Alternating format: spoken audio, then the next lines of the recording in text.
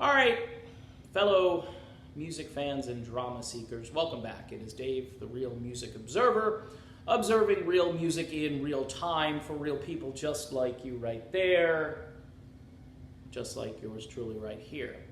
Spent most of this entire week talking about Steve Perry since his dramatic appearance on American Idol, where he critiqued a young lady who sang "Don't Stop Believin'," Gabby something or another.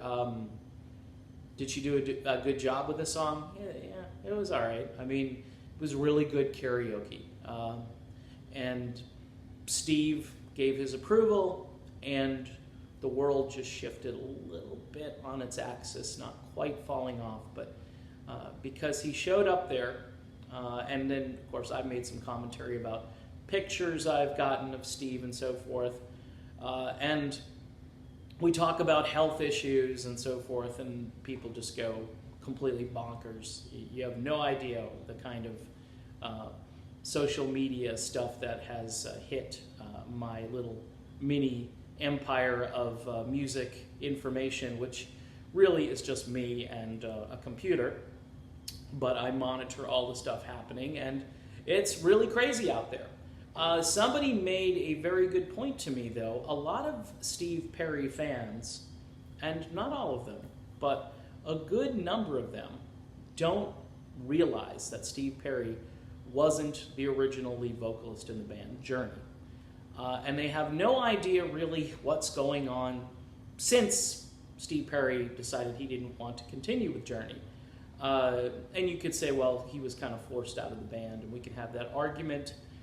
He was given an ultimatum, get the surgery or jump back in. He decided not to do either, and so the band went on without him. Steve has benefited from that decision because he got his legal team on it, and they have given him money ever since he's been out of the band. Touring revenue, and I also hear music revenue as well, like if they record new music. Steve Perry fans don't know who Steve Augeri is. Some of them don't even know who Arnel Pineda is, and if they hear the name, they recoil. They're like, oh, not Steve Perry. Steve Perry fans typically don't know who Kevin Chalfant is. They typically don't know who Robert Fleischman is, and some of them don't know who Greg Raleigh is. So it's tough for me being this, music observer guy. A lot of people give me credit where I don't deserve credit, and they are heaping praise on my knowledge of music and so forth, when there are probably a million other individuals who know more about music than I do, if not a higher number than that. All I do here is observe. I started this being like just an onlooker, and with the Steve Perry fans, it's kind of like watching that car accident in slow motion. Every time Perry appears, this debate starts between Perry and everything else. Perry against everything else, and everything else just has no value or no worth compared to Perry. And that's when I start to think that I'm not fond of Steve Perry fans. Some Steve Perry fans. There are some that can kind of see where I'm coming from and tell me so, but then they typically have a little caveat, like, but Dave, you don't understand. I do. The guy's been away for 20 years. And yes, absence makes the heart grow fonder. But this is all now about being a celebrity, like a Zsa Zsa or Ava Gabor, where they're just known for being a celebrity. Steve Perry, yes, was this singer like 20 plus years ago, but now he's kind of evolving into this celebrity. He shows up and people faint, people are just completely apoplectic with just joy or excitement. And they say things that, those things don't make sense. They say things like, oh, he could come over to my house tomorrow and I would just be so elated and grateful. I suggested in a video that he start to give back have a dialogue with his fans. I've done that before, and it's not going to happen. It's just not going to happen. So what is this video about? It's about my reaction to the overreaction to Steve Perry, and how it appears that there are a lot of Perry fans that are so tunnel vision when it comes to Perry. And by the way, they don't care. They don't care. I could say, hey, did you listen to the Revelation album or Arrival when that came out, or Generations or Eclipse? No, I really don't care. Steve Perry's not there, so I just don't care. And that separates actually the Journey fans from the Perry fans too. People will say, well, I don't care about Journey. They can do whatever they want if Perry's not there. Look, Perry, the door is wide open for Perry. Jonathan Cain said so.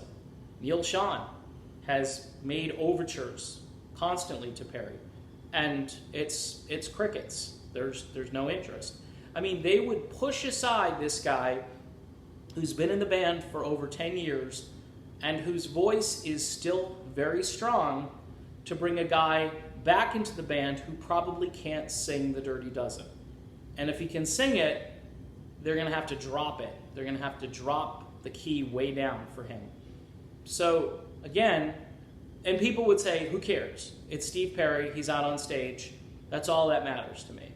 And that's when my little, antennas go up and I say, this is just outrageous, because it's like living in fantasy land. We're not going there, people. It's not going to happen. And if it happens and he goes out there, this is the reason Perry probably won't do it, because he wants people to remember him as the 1986 Steve Perry, or maybe the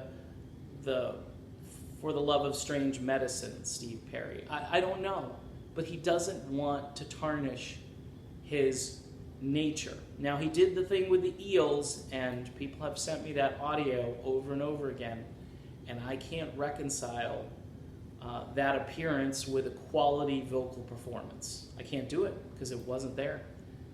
He was rusty. He was singing in a much lower key, and it was a struggle. It was nice to hear his voice again, but it really, I think Steve probably said to himself, maybe I shouldn't keep doing this. Maybe I should leave my legacy intact. And that's smart by him. Now, it would be great if his fans were willing to leave his legacy intact as well. I don't think they're willing to do that. All right, I'm done with this video. I might be done with talking about Perry for a while. I go on these binges, but then I have to take breaks because the reactions to the videos are just, it's amazing, the kind of stuff that I get. All right, talk again soon. See you then.